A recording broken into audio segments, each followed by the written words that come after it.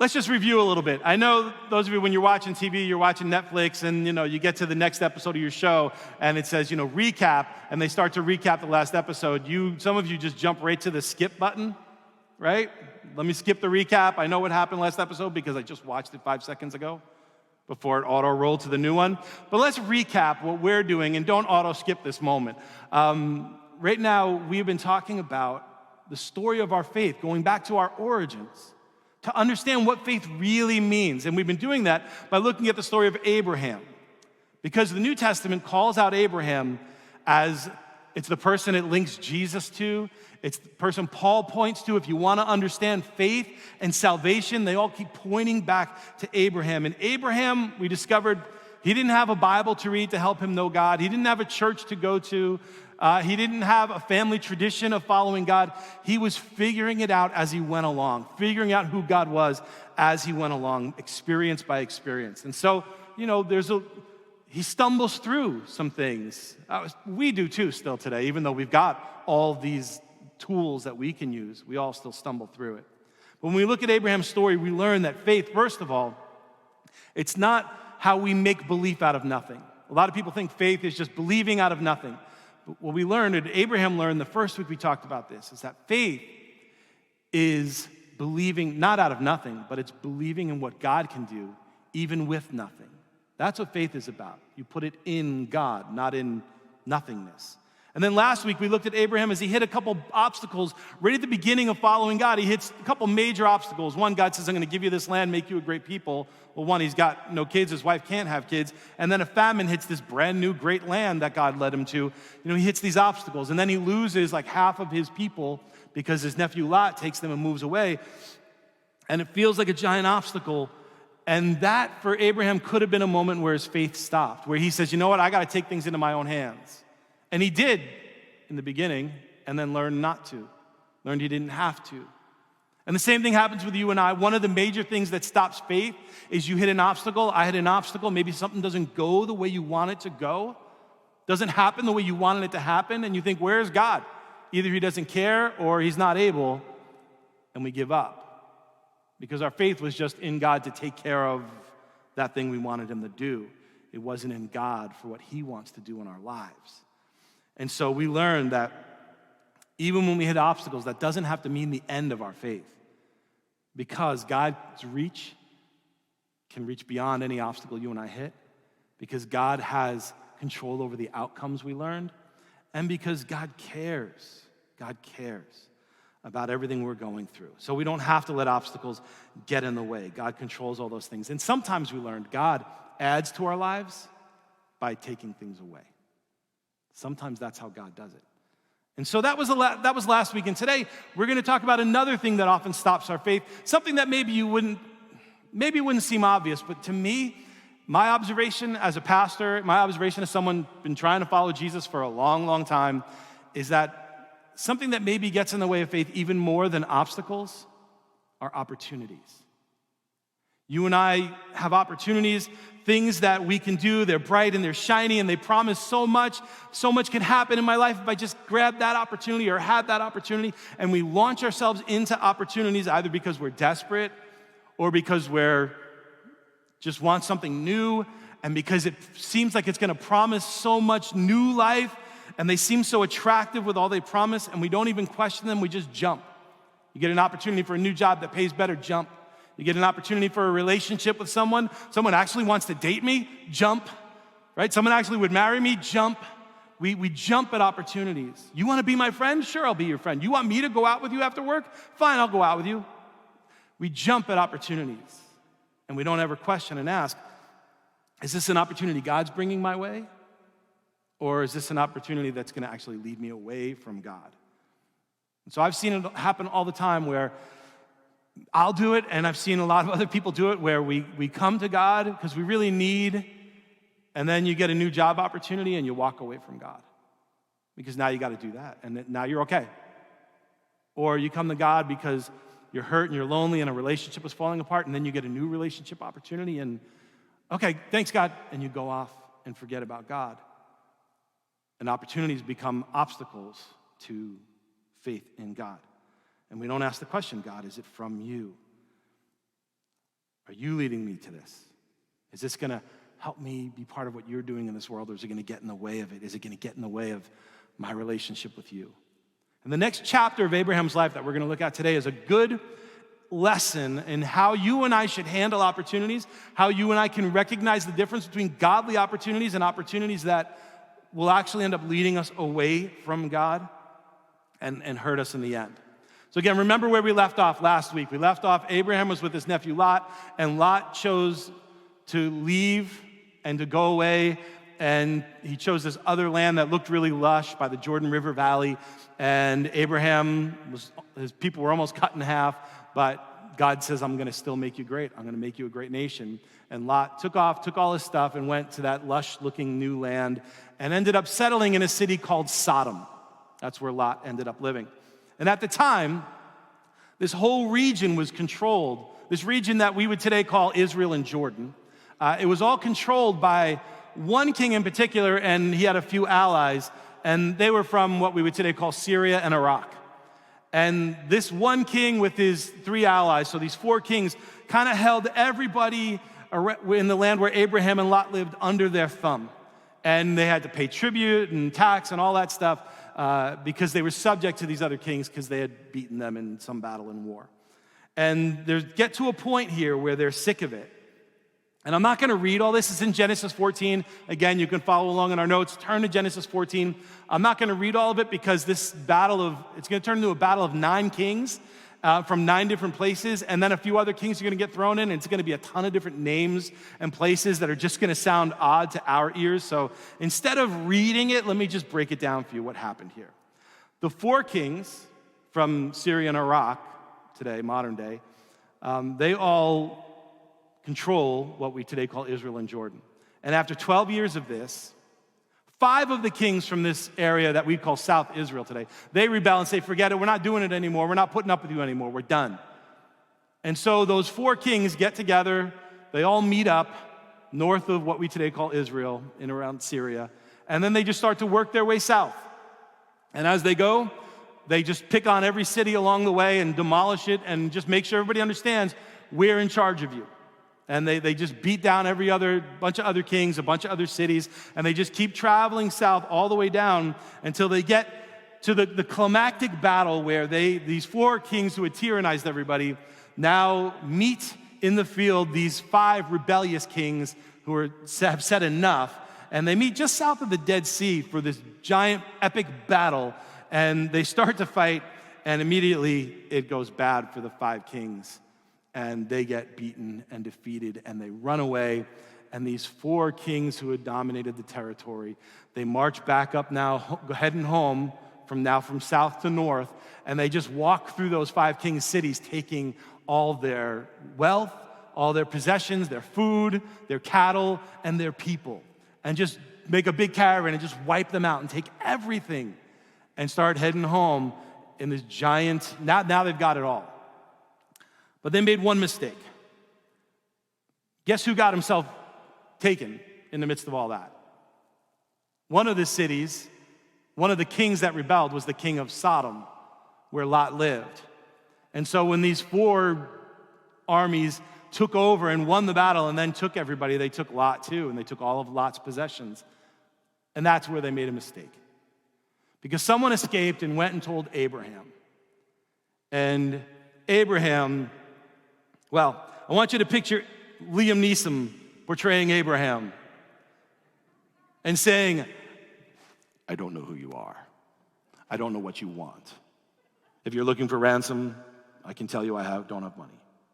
But what I do have are a very particular set of skills I've acquired. So you can picture Abraham doing that whole speech, I'm not going to keep doing it, and threatening them, if you don't bring my nephew Lot back, I'm going to find you and I'm going to kill you. Right? You can picture that, and we love that. Would be awesome because we love hero stories like that. We love where the individual stands up and says, I'm coming to get you. But Abraham, he's not the hero of the story. We'll see. But here's what he did do. What he did do was impressive. It showed a ton of faith. Abraham gathered 318 fighting men. These were men trained to fight from his people. It's an oddly specific number. And there's a whole bunch of debate about what it might mean and could signify. here's what we absolutely know. 318 men against 4 armies that just beat a whole bunch of other kings is not enough men to win. But Abraham grabs these 318 men and they go chasing after this caravan that these 4 kings and all the stuff they'd taken, because they took Lot and they took Lot's family and all his possessions. And they catch up to them, right around the northern border between Israel and Syria today. They catch up to them, and Abraham divides his men up during the night, and then they attack, and they win. They win. They beat these 4 armies that had been so successful. Abraham with 318 guys, they win, and they take back everything. All the people, all the cattle, all the riches, all the food, they take it all back, and they start marching it back south to home, where Abraham came from. And now, this is the moment of opportunity here. This is where you and I need to, understanding that's all that happened, but now here's the moment of opportunity. Here's the moment of temptation, where it jumps in. To the victor go the spoils, right? Isn't that the rule? Whoever wins gets to keep everything.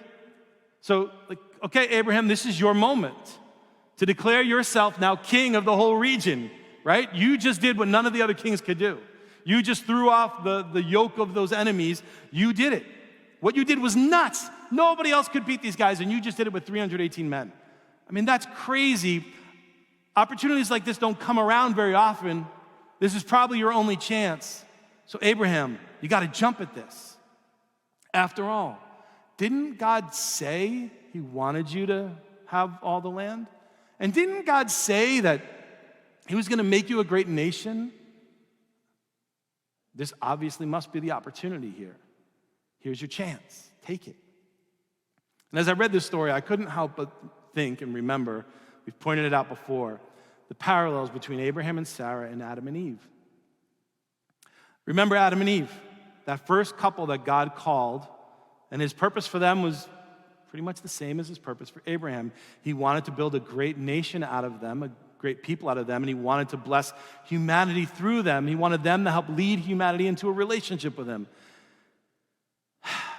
God made them promises, but then an opportunity slithered up. An opportunity to grab at what God promised in a shortcut way. And they bit. And a lot of opportunities come your way and my way. They slither up to us, and they make promises that seem so beautiful. Oh, this is going to make everything different in your life. And then you bite into it, and it turns rotten in your mouth. Adam and Eve jumped away from faith to grab that opportunity that was offered them, to achieve something God wanted for them, but it had to be on his terms, not theirs. And it ended up costing them and us, humanity, dearly. And then my mind fast-forwarded to Jesus in the wilderness. Remember, Jesus went into the wilderness right at the beginning of his ministry, and he didn't eat for 40 days. And then Satan, the accuser, comes and begins to tempt Jesus with a few different things. First, he tempts him with the opportunity to put your needs first, Jesus. Put your needs first. Turn this stone to bread. And then he gives him the opportunity to grab power without suffering. You don't need to suffer. Just take a shortcut to glory here. I'll give it to you. I'll give it to you. You don't have to go suffer on a cross or anything. And then he gives them the opportunity to use God's protection to impress people into following him, impress people and then win followers that way instead of sacrificing himself for them. Win their adulation instead of winning their salvation. God couldn't want Jesus to go hungry, could he? And after all, didn't God want Jesus to have power over all the world? And didn't God want everyone to listen to Jesus and follow him? All these opportunities laid out for Jesus looked so much like what God had offered, just like what Adam and Eve were offered, looked so much like what God wanted, and with Abraham looked so much like what God wanted. Almost. Temptation is a game of almost. Almost. Faith is about seeing the difference between almost and the real deal.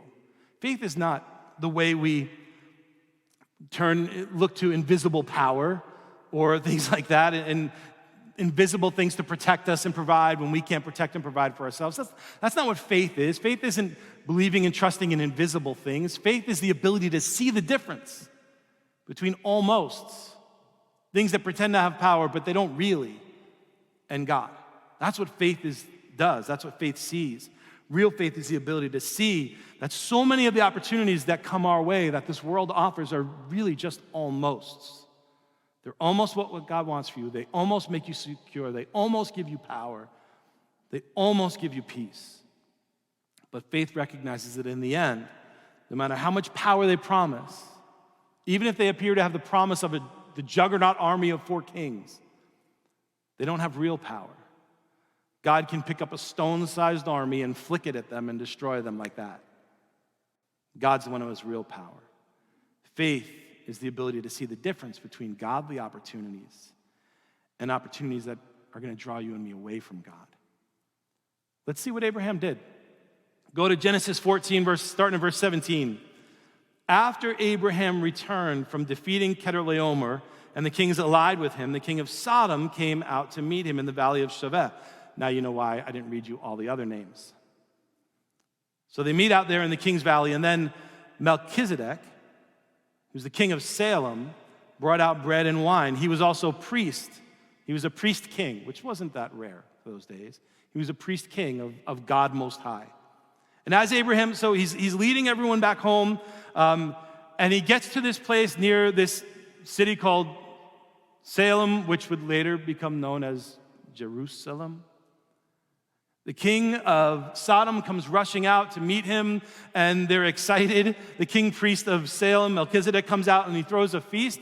The bread and the wine just indicates it's a meal. He's feeding all these captives and feeding Abraham and his men, and it's also like a treaty moment, because while it's all exciting and wonderful, they're wondering what Abraham is going to do.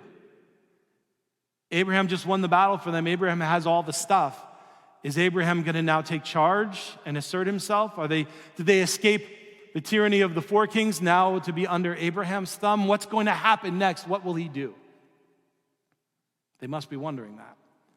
And so they walk out. Melchizedek brings out all the food, and then this is what Melchizedek, this king priest, says. He says, "Blessed be Abraham by God Most High, creator of heaven and earth, and praise be to God Most High, who delivered your enemies into your hand." Melchizedek calls out the obvious. The only way Abraham won and succeeded is because he had some divine intervention. God Most High, the creator, Melchizedek says, must have intervened, must have done something, which means that God Most High is on Abraham's side, or that Abraham is on God Most High's side. Obviously, there's divine power, and Melchizedek recognizes that immediately and calls it out. Now, Melchizedek didn't fight in the battle. He was a king of a very important area there. He's technically actually occupying part of the land that God promised to Abraham. So what would Abraham do? Would he say, "Okay, thanks, buddy, time to bounce? You're in my castle"? I remember hearing a story. There was a guy, I won't say his name, he was an infamous preacher down in New York who told a story about how, he wanted this building that was there. And he just believed that God told him it was his. And so one day he noticed a for sale sign there on the building. And so he ripped it off the wall, walked inside, found the owner of the building, threw it on his desk and said, "What's this sign doing on my building?" In other words, it's like, I own this building now. You shouldn't be putting this sign on it. Claimed that he owned it. Abraham could have done that right there and then. And he wouldn't have been crazy, because God told him, "This is all your land. This is all yours." But you know what Abraham did? Look at the next part of verse 20. Abraham gave him a tenth of everything.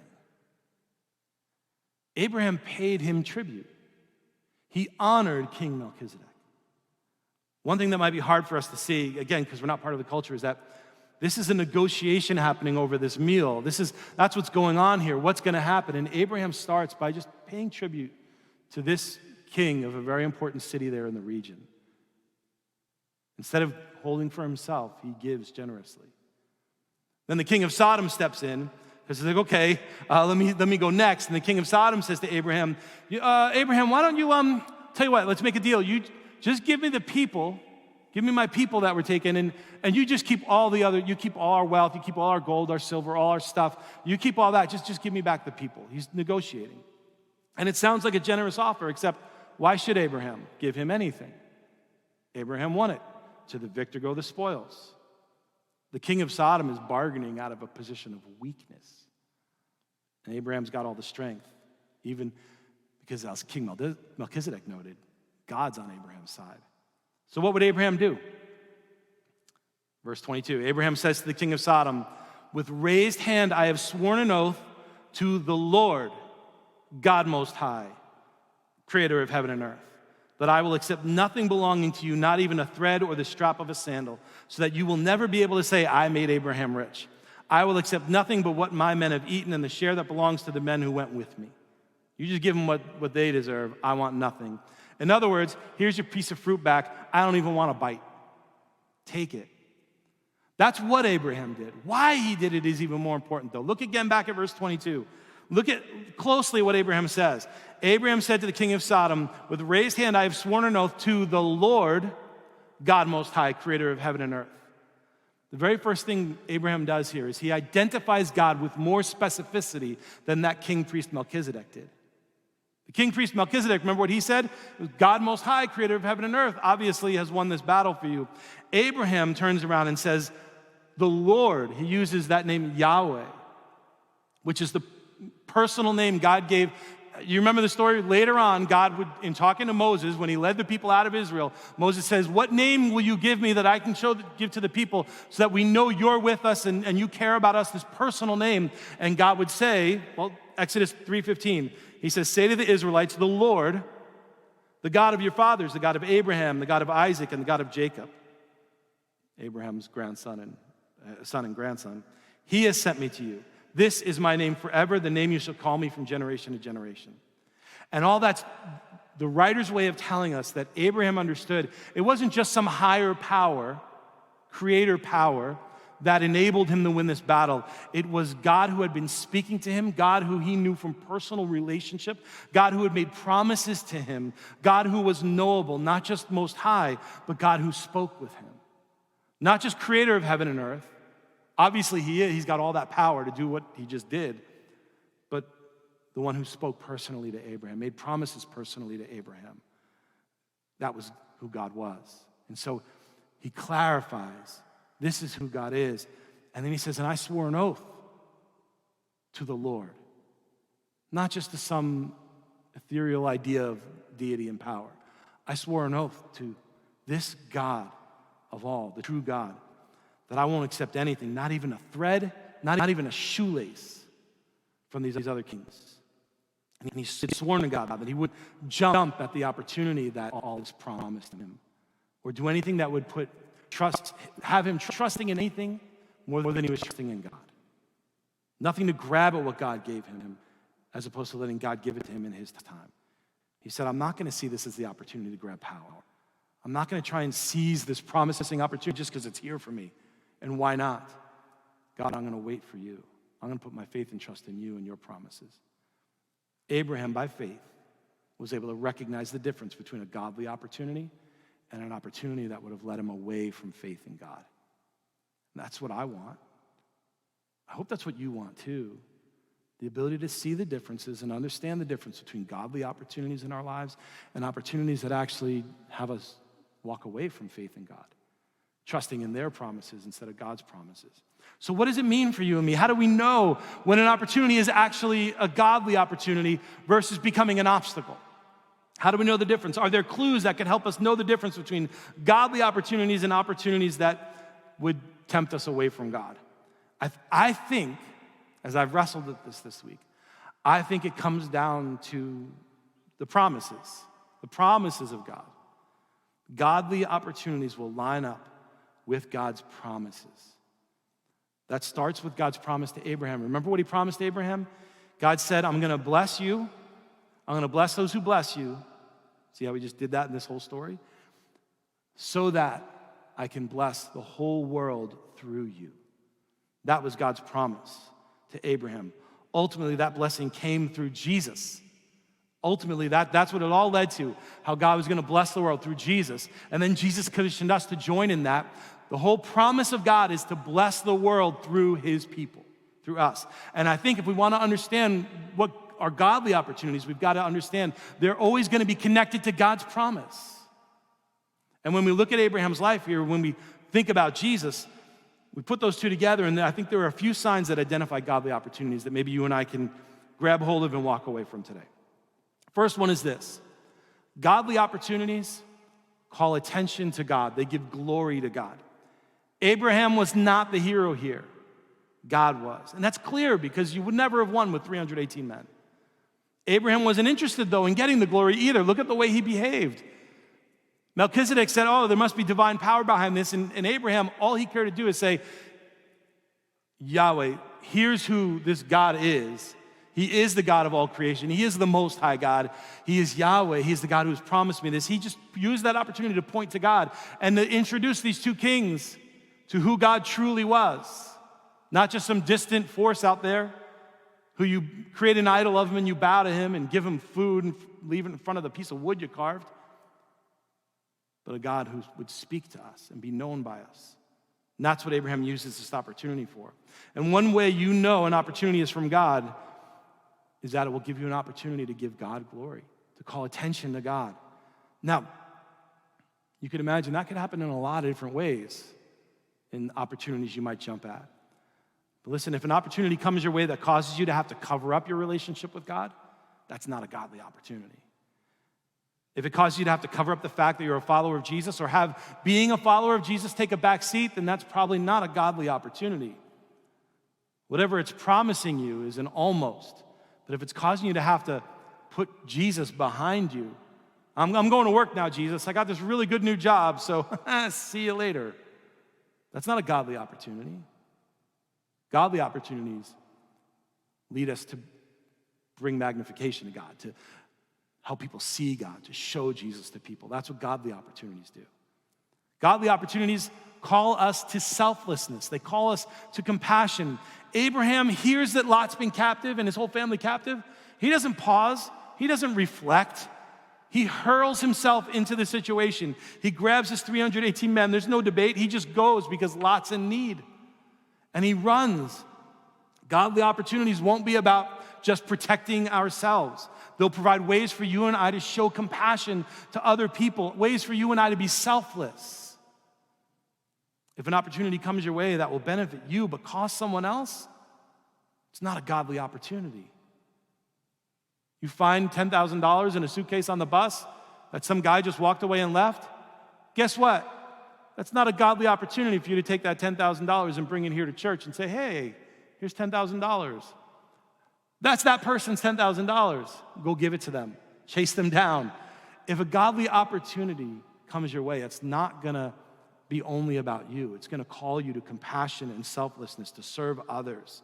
So if you're jumping at an opportunity that's going to take up all your time and all your energy so that you have no margin, no ability to actually care about others or give to others or share with others or go meet their needs because you're just so wrapped up in whatever this opportunity is, and I've got to focus on this opportunity. I need to give 60, 70, 80 hours a week to this opportunity. So I don't have time to go help that person who I know is struggling right now. I don't have time to help disciple that other person, help them know God.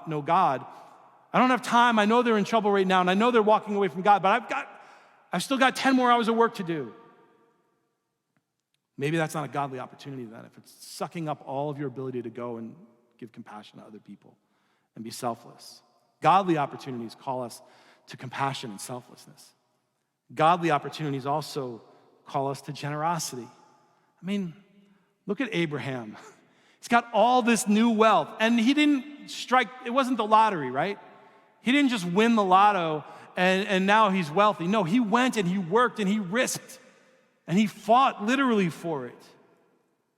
But then when the opportunity comes for him to hold on to it, what does he do? He just gives it away. Here's 1/10 of it all to this king. And then to Sodom, no, you take everything back. I don't want a dime from you. Godly opportunities aren't about grabbing hold of more of this world stuff for me or for you. Godly opportunities calling us to hold on loosely to stuff and be generous. And then lastly, godly opportunities call us to stand with God. Godly opportunities won't put you in bed with evil. They won't have you standing with evil. Back in Genesis 13, when Lot chose to go live in Sodom, the author makes very clear what was up with Sodom, that city. It says in Genesis 13:13, now the people of Sodom were wicked and were sinning greatly against the Lord. Abraham recognized at that little negotiation that to keep anything from Sodom for himself would be entering into a relationship with that city. And he knew that it couldn't be a godly opportunity, even if it was promising all kinds of wealth, if it was going to put him in the place where he was partnering with evil. He knew that can't be right. That can't be from God. And that's why Abraham's so emphatic here. He's like, I don't even want a thread of your stuff. I don't even want a shoelace of your stuff. You take it all back. Godly opportunities won't have you standing with evil. They'll have you standing with God, the Most High, creator of heaven and earth, the one who has spoken these promises to you and I, who has fulfilled them in Jesus, our God who we know, who's God with us. That's what godly opportunities will do. So this morning, worship team, would you just start to come back? Let me just ask you, where are you standing today? Where are you standing right now? What are the opportunities in front of you? Are you standing in a place where you're feeling desperate and so you'll jump at any opportunity in front of you? Are you standing at a place where you're lonely so you'll jump at any opportunity in front of you? Do you just grab whatever opportunities come your way because they all must be good? This morning, here's the opportunity to learn how to look at all these different opportunities, to not just buy into the lies and the things they promise, as shiny as they may look, but instead to step back and evaluate, is this really from God? Is this a godly opportunity? Not just to be tempted by the allure, not just to grab and bite, but to first stop and think and pray. God, is this from you? God, is it connected to your promises? Because your promise is to bless the world through us. Is this opportunity connected to that promise, and in what ways is it connected to that promise? Will this enable me to be more compassionate? Will it give me opportunities to be more generous? Will it help me show people who you are? Will it have me standing with you, or will it have me standing in partnership with evil in any way? That's the question for us this morning. Would you stand? We're going to sing this song about where we stand, about taking a stand with him. And as we sing it, I just want you to think about what are the opportunities in front of you, and where do you stand right now this morning? With Jesus or somewhere else? Let's sing it together.